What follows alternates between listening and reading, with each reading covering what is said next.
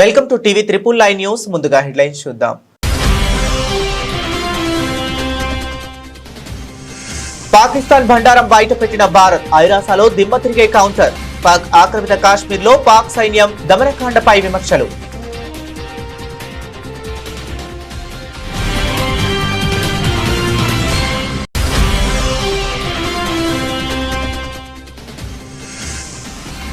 విశాఖలో జలప్రవేశం చేసిన ఐఎన్ఎస్ ఆండ్రూత్ యుద్ధ నౌక, శత్రు జలాంతర్గాములపై వేటాడడంలో ప్రత్యేక సామర్థ్యం.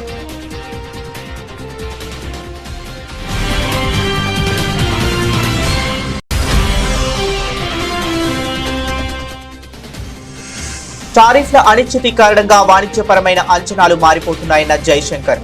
ప్రపంచ దేశాలు ప్రతి అంశాన్ని ఆయుధంగా మలుచుకుంటున్నాయన్న ఆందోళన.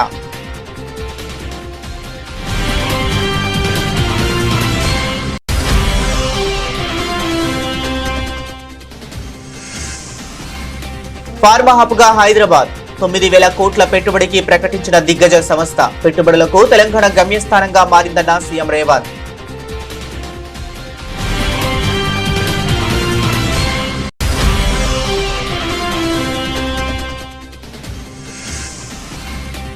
ఆర్టీఐ కొత్త లోగోను ఆవిష్కరించిన రేవంత్ రెడ్డి. 20వ జాతీయ ఆర్టీఐ వారోత్సవాల సందర్భంగా కార్యక్రమం.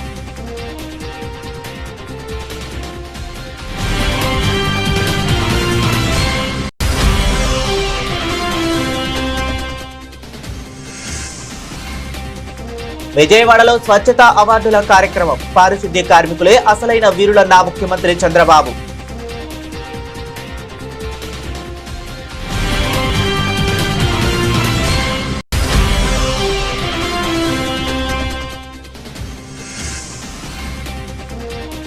కాంగ్రెస్ నేతలు ఓటర్ కార్డులు పంచుతున్నారు. ఈసీకి ఎంపీ రఘునందన్ ఫిర్యాదు. ఈ వ్యవహారంపై తక్షణమే చర్యలు తీసుకోవాలని డిమాండ్.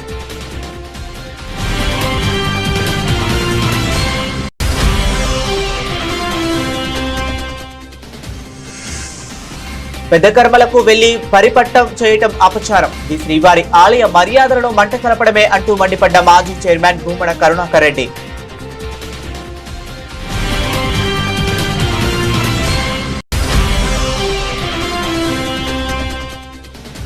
జూబ్లీహిల్స్ నియోజకవర్గంలో తక్షణమే పోస్టర్లు, బ్యానర్లు తొలగిస్తామన్న ఎన్నికల అధికారి ఆర్వి కర్ణన్. కోడ్ ఉల్లంఘిస్తే పార్టీలకు అతీతంగా కేసులు నమోదు చేస్తామని స్పష్టీకరణ.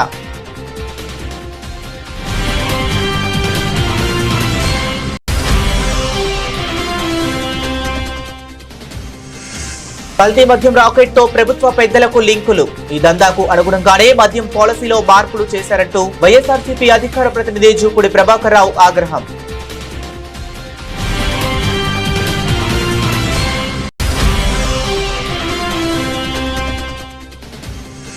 BWF వరల్డ్ జూనియర్ ఛాంపియన్షిప్స్ లో భారత్ శుభారంభం.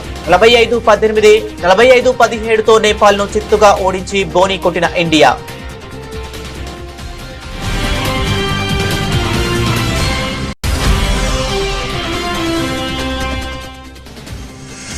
పసిడి ప్రియులకు భారీ షాక్. ఒక్కరోజే 2,700 పెరుగుదల. 10 గ్రాముల బంగారం ధర 1.23 లక్షలు దాటి ఆల్ టైమ్ రికార్డ్.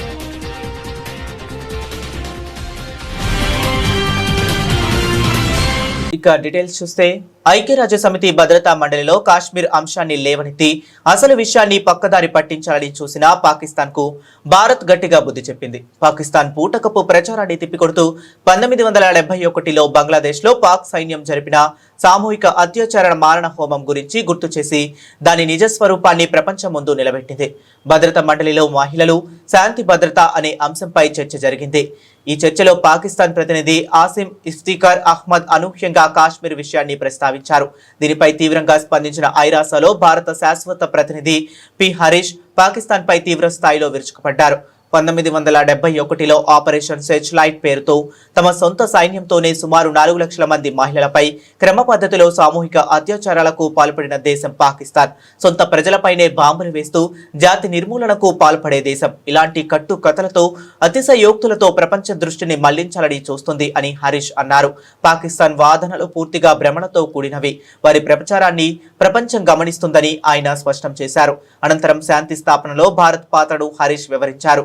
భద్రతా మండలి తీర్మానం రాకముందే కొన్ని దశాబ్దాల క్రితమే భారత్ ఈ సూత్రాలకు కట్టుబడి ఉందని అన్నారు. President, every year we are unfortunately fated to listen to the delusional tirade of Pakistan against my country, especially on Jammu and Kashmir, the Indian territory they covet. Our pioneering record on women, peace and security agenda is unblemished and unscathed. A country that bombs its own people, conducts systematic genocide, can only attempt to distract the world with misdirection and hyperbole. This is a country that conducted Operation Searchlight in 1971 and sanctioned a systematic campaign of genocidal mass rape of 400,000 women citizens by its own army. The world sees through Pakistan's propaganda. President, as we look ahead, India remains unwavering in its commitment to the women, peace and security agenda. We stand ready to share our expertise with partners, particularly those in the Global South, fostering collective solutions to shared challenges. భారత నౌకాల దళం అమ్ముల పొదిలో మరో శక్తివంతమైన అస్త్రం వచ్చి చేరింది. శత్రు జలాంతర్గాములను గుర్తించి వాటిని ధ్వంసం చేయగల సామర్థ్యం ఉన్న ఐఎన్ఎస్ ఆండ్రూత్ యుద్ధ నౌక సోమవారం విశాఖపట్నంలో లాంఛనంగా జలప్రవేశం చేసింది. యాంటీ సబ్మరైన్ వార్ఫేర్ షోలో వాటర్ క్రాఫ్ట్ విభాగంలో ఇది రెండో నౌక కావటం విశేషం. ఈ నౌక చేరికతో భారత సముద్ర తీర ప్రాంతాల్లో ముఖ్యంగా లోతు తక్కువగా ఉండే జలాల్లో భద్రత మరింత పటిష్టం కానుంది. విశాఖపట్నంలోని నావల్ డాక్ యార్డ్లో జరిగిన ఈ కార్యక్రమానికి తూర్పు నౌకాదళ అధిపతి వైస్ అడ్మిరల్ రాజేష్ పెందార్కర్ ముఖ్య అతిథిగా హాజరయ్యారు. ఈ సందర్భంగా ఆయన మాట్లాడుతూ దేశీయంగా నిర్మించిన ఇలాంటి యుద్ధ నౌకలు భారత సముద్ర రక్షణ సామర్థ్యాన్ని పెంచడంలో కీలక పాత్ర పోషిస్తాయని తెలిపారు. దేశ ప్రయోజనాలను కాపాడటంలో, ఈ ప్రాంతంలో శాంతి భద్రతలను నెలకొల్పడంలో ఐఎన్ఎస్ ఆండ్రూత్ ఒక మైలురాయిగా నిలుస్తుందని ఆయన పేర్కొన్నారు. ఐఎన్ఎస్ ఆండ్రూత్ కేవలం జలాంతర్గాముల పేటికే పరిమితం కాదు. సముద్ర గస్తీ, తీర ప్రాంత రక్షణ, అన్వేషణ, సహాయక చర్యలు వంటి బహుళ విధులను సమర్థవంతంగా నిర్వహించగలదు. 3 వాటర్ జెట్ ప్రొపల్షన్ సిస్టమ్స్ ఉండటంతో ఇది అత్యంత వేగంగా, చురుగ్గా కదలగలదు. లక్షద్వీప్లోని వ్యూహాత్మకంగా కీలకమైన ఆండ్రూత్ ద్వీపం పేరును ఈ నౌకకు పెట్టారు. ఈ యుద్ధ నౌక రాకతో భారత నౌకాదళం మరింత బలం పెరిగిందని రక్షణ రంగ నిపుణులు విశ్లేషిస్తున్నారు. ప్రపంచ వ్యాప్తంగా టారిఫ్లలో నెలకొన్న అస్థిరత అంతర్జాతీయ వాణిజ్య సమీకరణలను పూర్తిగా తలకిందులు చేస్తుందని భారత విదేశీ వ్యవహారాల మంత్రి ఎస్ జైశంకర్ అన్నారు. అమెరికా వాణిజ్య విధానాల వల్ల తలెత్తిన ఆర్థిక అనిశ్చితిని ఉద్దేశించి ఆయన పరోక్షంగా ఈ వ్యాఖ్యలు చేశారు. జవహర్ లాల్ నెహ్రూ విశ్వవిద్యాలయం నిర్వహించిన ఆరావళి సదస్సులో ఆయన ప్రసంగిస్తూ మారుతున్న ప్రపంచ రాజకీయ పరిస్థితులు, వాటి వ్యూహాత్మక పరిణామాలపైన తన విశ్లేషణను పంచుకున్నారు. ప్రస్తుత ప్రపంచ పరిణామాలను గమనిస్తే తీవ్రమైన మార్పులు కనిపిస్తున్నాయని జైశంకర్ తెలిపారు. ప్రపంచ తయారీ రంగంలో 3వ వంతు ఒకే దేశం చైనాను ఉద్దేశిస్తూ చేతితో కేంద్రీకృతం కావటం వల్ల సరఫరా గొలుసులపైన తీవ్ర ప్రభావం పడుతుందని ఆయన పేర్కొన్నారు. అనేక దేశాల్లో ప్రపంచీకరణ వ్యతిరేక భావనలు పెరుగుతున్నాయి. టారిఫ్ల అనిశ్చితి కారణంగా వాణిజ్యపరమైన అంచనాలన్నీ మారిపోతున్నాయి అని ఆయన వివరించారు. If you ask any country in the world, including any big country, neighbors are always challenging because they are neighbors. That there will be, issues with neighbors which you will not have with countries who are one layer or more removed. So it's not as though India has problematic neighbors. Every country has problematic neighbors. Every big country has more problematic neighbors. Now, when you have a policy, the purpose of a policy is not to solve a problem. The purpose of a policy is to manage relationships to your national advantage. Now, the whole idea of neighborhood first was one, to give our neighbors a certain primacy, a certain priority of attention. Number 2, by attention here means giving resources, giving a kind of a political energy, which was not there before neighborhood first came into being. I mean, if you look today with any of our neighbors, barring one, if you look today at the projects, look at the, energy grids, you look at the roads, the rail, the movement of people, it is actually the last decade has been transformational. Now, the thinking behind neighborhood first is, if you create enough of a basis for cooperation in which both parties have an interest, that then serves as a stabilizing factor. So even when you have change, even when you have a great disruption, there are countervailing stabilizing factors which address that. And I would argue that in many cases, the changes that we have seen in the last few years, the consequences would have been much sharper had actually this cooperative basis and the infrastructure mostly underwritten by India had not been there. And your point about accommodating neighbors, yes, we do try to accommodate neighbors. In fact, we do more than accommodate neighbors. If you look at the kind of support we extended to Sri Lanka during its economic crisis, or the kind of support we give even today to the Maldives, or what we did during COVID, or the kind of fuel and fertilizer supplies that we gave after the Ukraine conflict started. So we have gone, as my remarks I said, we need to become the go-to country because we are the largest, we are the common neighbor to the entire region. Telangana రాష్ట్రానికి మరో భారీ పెట్టుబడి వచ్చి చేరింది. ప్రపంచ ప్రఖ్యాత pharma సంస్థ lily and company సుమారు 9,000 కోట్ల పెట్టుబడితో హైదరాబాద్ లో తమ కార్యకలాపాలను విస్తరించనున్నట్లు ప్రకటించింది. ఇందులో భాగంగా ఇండియాలోని తమ మొట్టమొదటి మ్యానుఫ్యాక్చరింగ్ హబ్ ను ఇక్కడ ఏర్పాటు చేయనుంది. హైదరాబాద్ లోని ఇంటిగ్రేటెడ్ కమాండ్ కంట్రోల్ సెంటర్ లో ఎలీ లిల్లీ ప్రతినిధి బృందం సీఎం రేవంత్ రెడ్డితో సమావేశమైంది. ఈ సందర్భంగా ముఖ్యమంత్రి మాట్లాడుతూ తెలంగాణ ప్రపంచ పెట్టుబడులకు గమ్యస్థానంగా మారిందని, ఎలీ లిల్లీ వంటి దిగ్గజ సంస్థ ముందుకు రావడం సంతోషంగా ఉందని అన్నారు. రాష్ట్రంపై నమ్మకం ఉంచినందుకు కంపెనీకి ధన్యవాదాలు తెలిపిన ఆయన కొత్త పరిశ్రమలకు ప్రభుత్వం అన్ని విధాల అండగా ఉంటుందని హామీ ఇచ్చారు. హైదరాబాద్ లో ఏర్పాటు చేయనున్న ఈ మ్యానుఫ్యాక్చరింగ్ క్వాలిటీ హబ్ తమకు అత్యంత కీలకమని Eli Lilly international president Patrick Johnson తెలిపారు. ప్రపంచ వ్యాప్తంగా ఔషధాల తయారీ సరఫరా సామర్థ్యాన్ని పెంచేందుకు భారీగా పెట్టుబడులు పెడుతున్నాం. హైదరాబాద్ హబ్ నుంచి దేశంలోని మా కాంట్రాక్టు తయారీ నెట్వర్క్స్ ను పర్యవేక్షిస్తాం అని ఆయన వివరించారు. ఈ కొత్త కేంద్రం ద్వారా తెలంగాణతో పాటు దేశవ్యాప్తంగా ఫార్మా రంగ నిపుణులకు ఉద్యోగ అవకాశాలు లభిస్తాయని, త్వరలోనే ఇంజనీర్లు, సైంటిస్టులు, ఇతర నిపుణుల నియామకాలు చేపడతామని ఆయన స్పష్టం చేశారు. తెలంగాణ రాష్ట్ర సమాచార హక్కు ఆర్టీఐ కమిషన్ కు కొత్త లోగో వచ్చింది.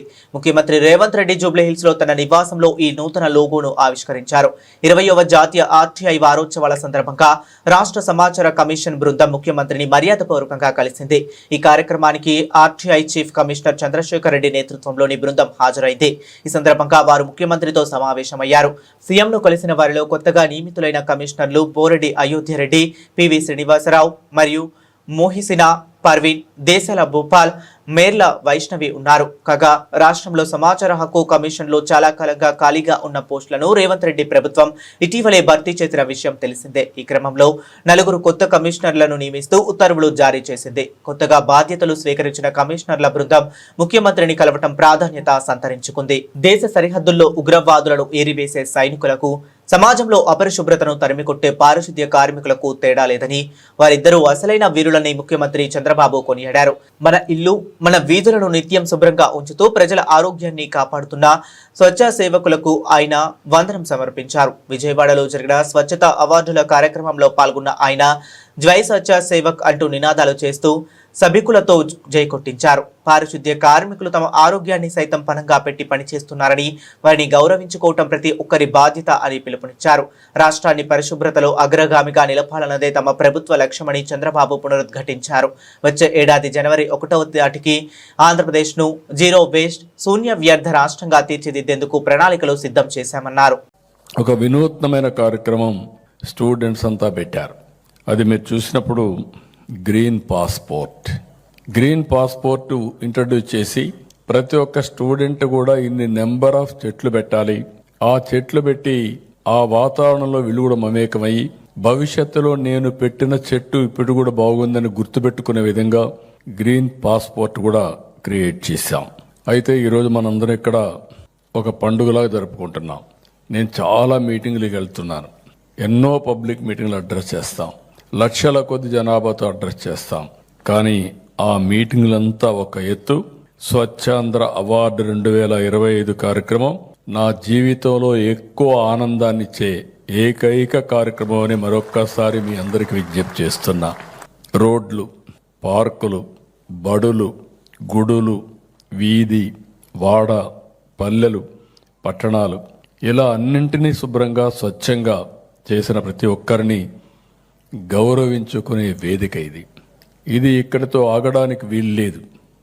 మిమ్మల్ని చూస్తుంటే మీలో ఒక్కొక్కరు ఆపరేషన్ సింధూర్ వీరులాగా కనపడుస్తున్నారు నాకు. అలాంటి వినూత్నమైన కార్యక్రమాలు చేశారు. మన సైనికులు ఆపరేషన్ సింధూర్తో ఉగ్రవాదుల శిబిరాలను తుడిచివేశారు.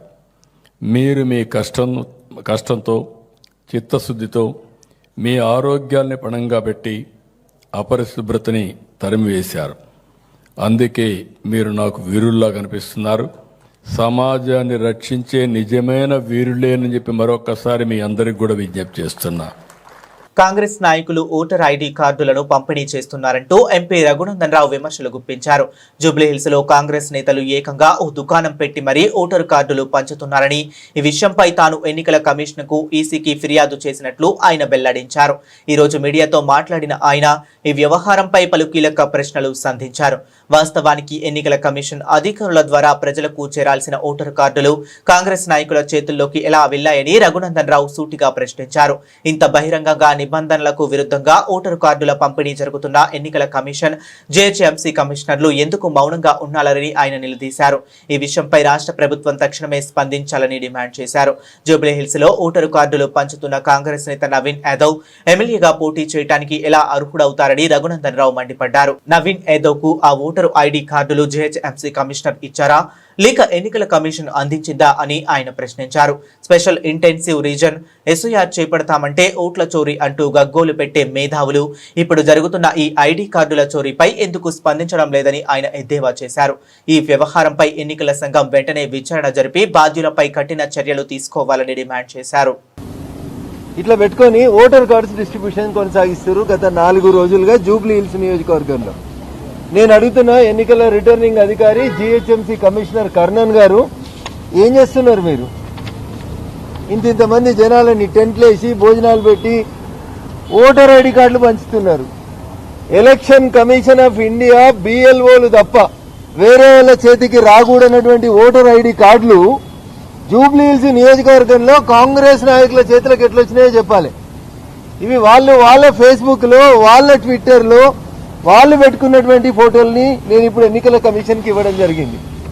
సూటిగా ఎన్నికల కమిషన్ ని, హైదరాబాద్ ఎన్నికల రిటర్నింగ్ అధికారిని, ఈ ఫోటోల ముఖాలు కూడా కొంచెం మంచి కనబడుతుంది, ఇంత మంచిగా పెట్టుకొని ఓటర్ డిస్ట్రిబ్యూషన్ కార్డ్స్ అంట, ఓటర్ కార్డ్స్ డిస్ట్రిబ్యూషన్ ప్రోగ్రామ్ ఇలా పెట్టుకొని ఉపన్యాసాలు ఇస్తున్నారు.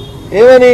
మిమ్మల్ని అందరినీ కొత్తగా ఓటర్లుగా ఎన్రోల్ చేసినాం, మీకు ఇస్తున్నాం, అంతేకాదు మీ ఓటర్ ఐడి కార్డు మీ దగ్గర లేకపోయినా పోయినా మా దగ్గరికి రండి, మా ఇంటికి వస్తే మీకు ఓటర్ ఐడి కార్డులు ఇస్తామని చెప్పి ఓటర్ ఐడి కార్డులను డిస్ట్రిబ్యూట్ చేస్తా ఉంటే, భాగ్యనగరంలో భాగ్యవంతులు ఉండేటువంటి ప్లేస్ జూబ్లీహిల్స్ లో బహిరంగంగా టెంట్లు వేసి ఓటర్ ఐడి కార్డులని, ఎపిక్ కార్డులని ఓపెన్ మార్కెట్ లో పంచుతుంటే ఎన్నికల సంఘం మాట్లాడేది.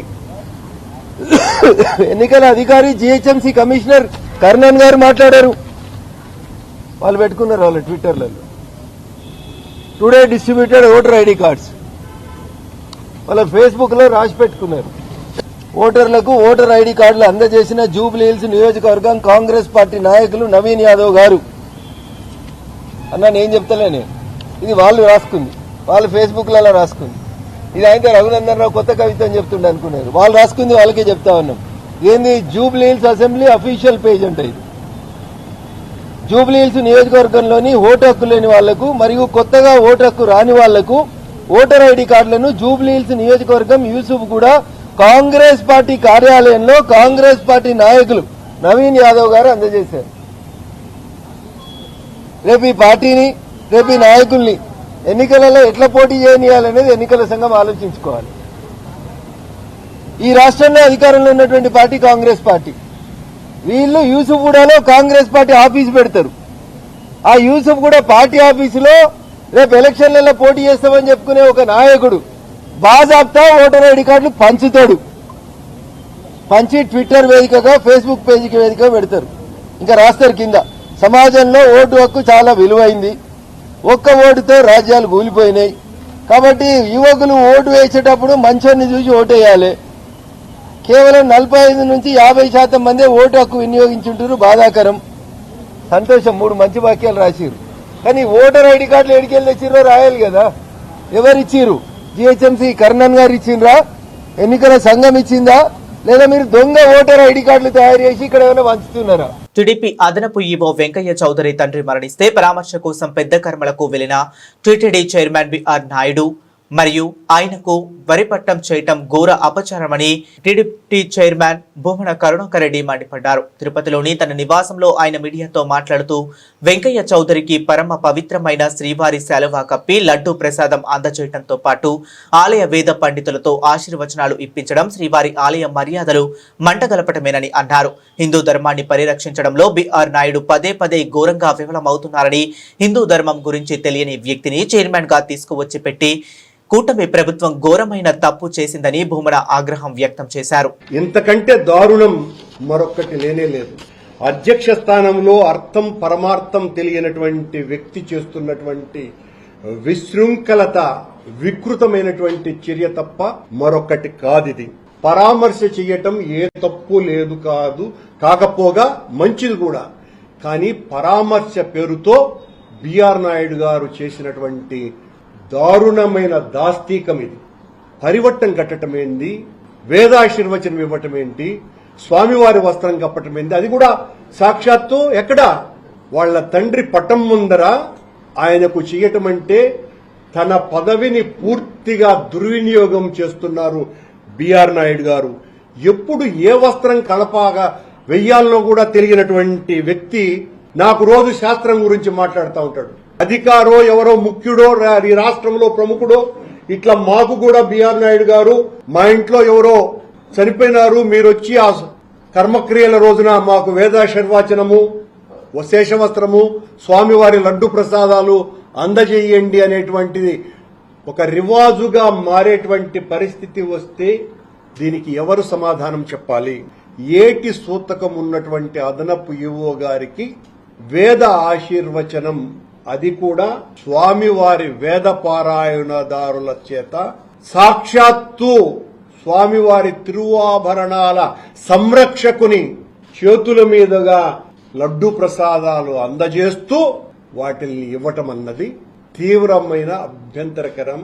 హిందువుల మనోభావాలన్నీ కూడా దెబ్బతినేటువంటి విషయం ఇది. స్థానిక దేవాలయాలలో భక్తులు పెరిగిపోయినారు, వాళ్లకు అన్న ప్రసాదాలు కూడా లభించటం లేదు అని తెలుగుదేశం పార్టీకి సంబంధించిన అధికారిక పత్రిక ఈనాడులో ఈ మధ్యన ప్రముఖంగా ఒక వార్త వచ్చింది. ప్రసాదాల దిట్టం పెంచటం లేదు అని. తమరు అధికారులకు ఈ రకమైన ఊడిగం చేయటం మానేసి ఈ దిట్టం పెంచేటువంటి కార్యక్రమం చేయమని సవినయంగా నేను బిఆర్ నాయుడు గారికి విజ్ఞప్తి చేస్తున్నా. అర్హత లేనిటువంటి వాళ్లకు అధికారం ఇస్తే అర్ధరాత్రి గొడుగు పట్టుకోమన్నాడంట. బిఆర్ నాయుడు గారి కార్యక్రమాలు అలాగే ఉన్నట్టుగా చూస్తుంది. నేనేం ఆయన విమర్శించడానికి కాదు. ఎవరైనా చనిపోతే పోయి వేదాశీర్వచనం ఇచ్చి పరివట్టం కట్టుతారండి. అత్యంత ప్రాముఖ్యత ఉన్నతమైనటువంటి విషయం పరివట్టం కట్టడం అన్నది. ఇది బిఆర్ నాయుడు గారు సాక్షాత్తు పాలక మండలి అధ్యక్షునిగా ఉండి స్వామి ద్రోహం, ఇది వెంకటేశ్వర స్వామి ఆలయ ద్రోహం తప్ప మరొక్కటి కాదిది. వేల సంవత్సరాల సాంప్రదాయాలను, సంస్కృతిని ధ్వంసం చేసేటువంటి ధ్వంసునిగా బిఆర్ నాయుడు గారు ప్రత్యక్షమవుతున్నారు. జూబ్లీహిల్స్ అసెంబ్లీ ఉప ఎన్నికకు నోటిఫికేషన్ విడుదలైనందున హైదరాబాద్ వ్యాప్తంగా తక్షణమే ఎన్నికల కోడ్ అమల్లోకి వస్తుందని హైదరాబాద్ జిల్లా ఎన్నికల అధికారి జిహెచ్ఎంసీ కమిషనర్ ఆర్వి కర్నర్ తెలిపారు. జూబ్లీహిల్స్ నియోజకవర్గంలో వెంటనే పోస్టర్లు, బ్యానర్లను తొలగిస్తామని ఆయన వెల్లడించారు. నవంబర్ 11న పోలింగ్ జరుగుతుందని, 14న ఓట్ల లెక్కింపు ఉంటుందని ఆయన పేర్కొన్నారు. కోట్ల విజయ్ భాస్కర్ రెడ్డి స్టేడియంలో ఓట్ల లెక్కింపు చేపట్టనున్నట్లు తెలిపారు. జూబ్లీహిల్స్ నియోజకవర్గంలో సుమారు 4 లక్షల మంది ఓటర్లు ఉన్నారని, కొత్తగా నమోదు చేసుకునేందుకు మరో 10 రోజుల సమయం ఉందని ఆయన వివరించారు. 139 పోలింగ్ ప్రాంతాల్లో 407 పోలింగ్ కేంద్రాలు ఉన్నాయని ఆయన అన్నారు. ఎన్నికల కోడ్ను ఉల్లంఘిస్తే పార్టీలకు అతీతంగా కేసులు నమోదు చేస్తామని ఆయన స్పష్టం చేశారు. జూబ్లీహిల్స్ అసెంబ్లీ ఉప ఎన్నికల నిర్వహణకు సిద్ధంగా ఉన్నామని నగర కమిషనర్ పిసి సజ్జనార్ తెలిపారు. భద్రతా పరంగా అన్ని ఏర్పాట్లు చేస్తున్నామని ఆయన పేర్కొన్నారు.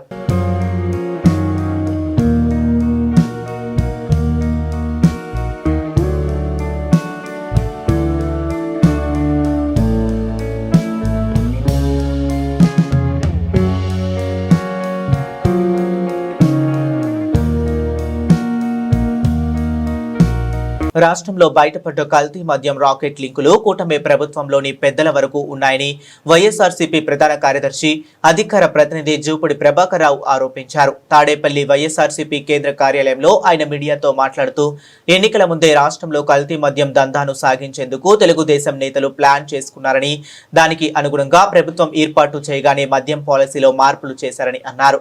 కల్తీ మద్యంను కూటమి నేతల చేతుల్లో ఉండే ప్రైవేటు మద్యం దుకాణాలు, వాటికి అనుబంధంగా ఏర్పాటు చేసే బెల్ట్ షాపుల ద్వారా పెద్ద ఎత్తున చలామణి చేయాలని కుట్ర దీని వెనుక ఉందని అన్నారు. నేడు రాష్ట్ర వ్యాప్తంగా జరుగుతున్న మద్యం విక్రయాల్లో ప్రతి 3 బాటిళ్లలో ఒకటి కల్తీ మద్యంగా తేలిందంటే ప్రభుత్వ పెద్దల అండ లేకుండానే ఇంత పెద్ద ఎత్తున ఇదంతా జరుగుతుందా అని ప్రశ్నించారు. దీని మీద ప్రభుత్వం కానీ, ప్రభుత్వ భాగస్వాములు కానీ, ప్రజల పక్షాన మాట్లాడాల్సినటువంటి వాళ్ళు కానీ అసలు ఎవడో ఇంత దుర్మార్గానికి పాటుపడుతూ ఉన్నాడు, వాడి మీద చర్యలు ఏమన్నా ఉంటాయంటే చూస్తే ఏమీ లేవు.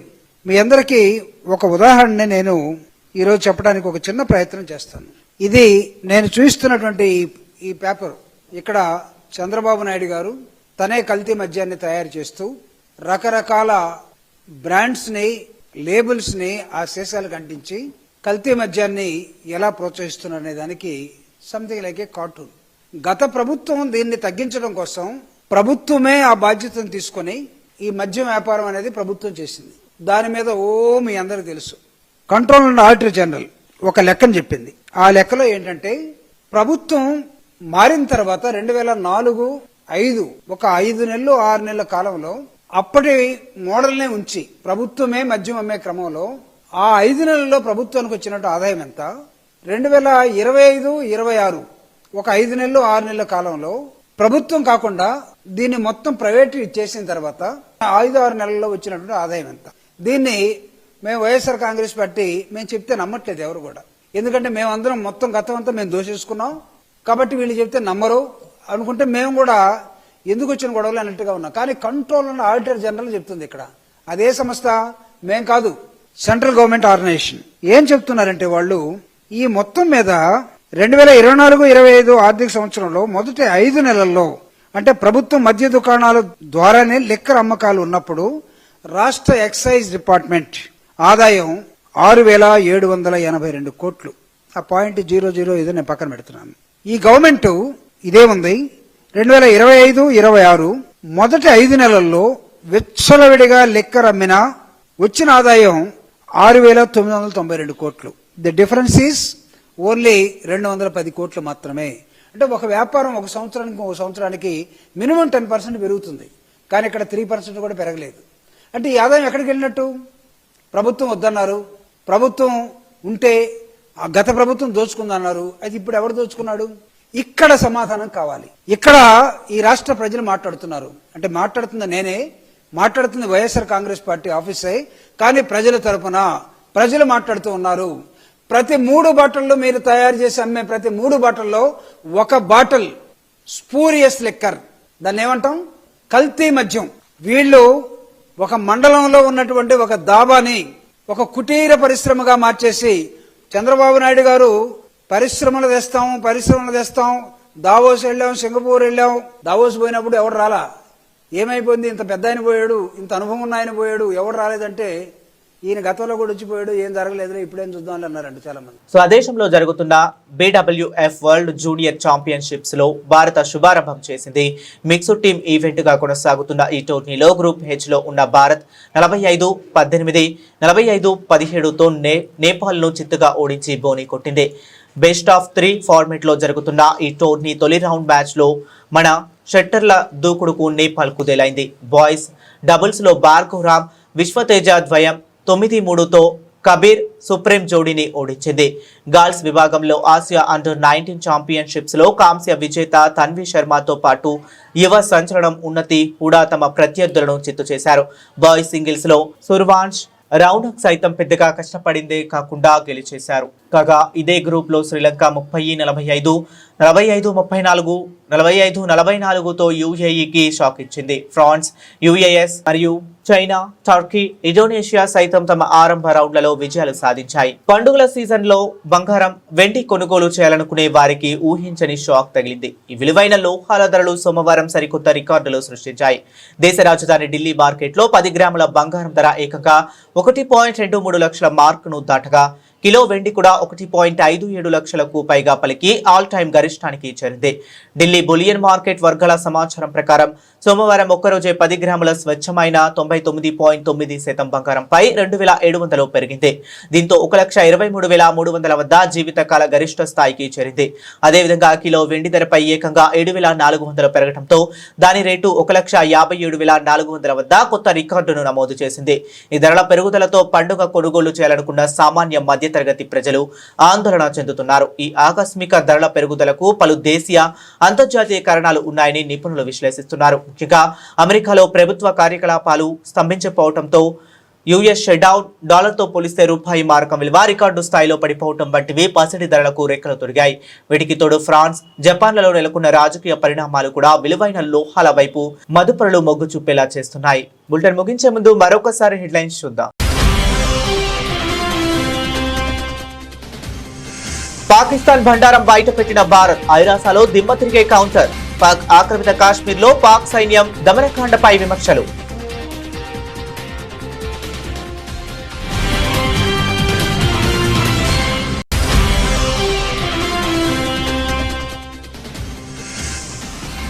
విశాఖలో జలప్రవేశం చేసిన ఐఎన్ఎస్ ఆండ్రూత్ యుద్ధ నౌక, శత్రు జలాంతర్గాములపై వేటాడడంలో ప్రత్యేక సామర్థ్యం.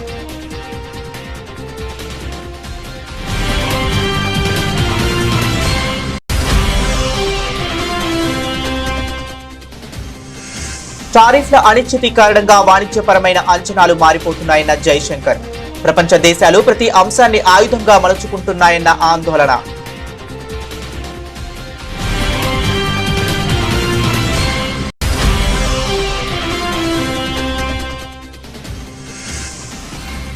ఫార్మా హబ్గా హైదరాబాద్, 9,000 కోట్ల పెట్టుబడికి ప్రకటించిన దిగ్గజ సంస్థ. పెట్టుబడులకు తెలంగాణ గమ్యస్థానంగా మారిందన్న సీఎం రేవంత్.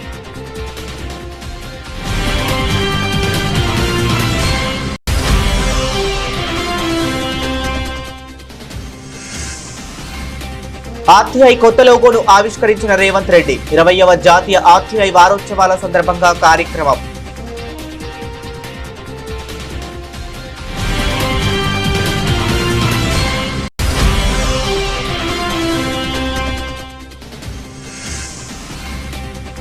విజయవాడలో స్వచ్ఛతా అవార్డుల కార్యక్రమం. పారిశుద్ధ్య కార్మికులే అసలైన వీరులన్న ముఖ్యమంత్రి చంద్రబాబు.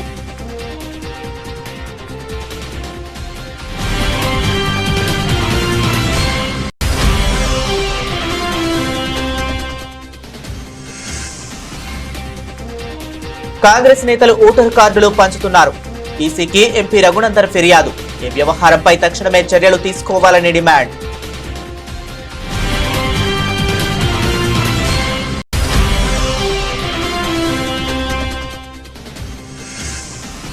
పెద్ద కర్మలకు వెళ్లి పరిపట్టం చేయటం అపచారం. ది శ్రీవారి ఆలయ మర్యాదలను మంట కలపడమే అంటూ మండిపడ్డ మాజీ చైర్మన్ భూమన కరుణాకర్ రెడ్డి.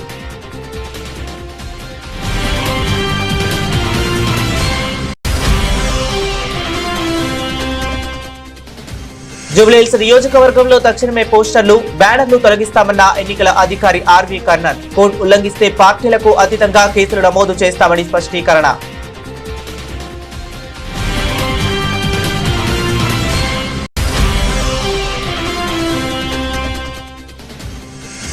కల్తీ మద్యం రాకెట్ తో ప్రభుత్వ పెద్దలకు లింకులు. ఈ దందాకు అనుగుణంగానే మద్యం పాలసీలో మార్పులు చేశారంటూ వైఎస్ఆర్సీపీ అధికార ప్రతినిధి జూపూడి ప్రభాకర్ రావు ఆగ్రహం.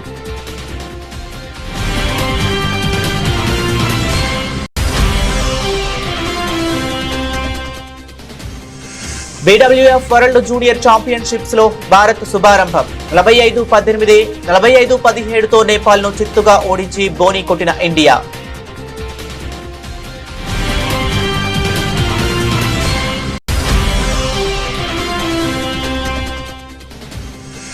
పసిడి ప్రియులకు భారీ షాక్. ఒక్కరోజే 2,700 పెరుగుదల. 10 గ్రాముల బంగారం ధర 1.23 లక్షలు దాటి ఆల్ టైమ్ రికార్డ్.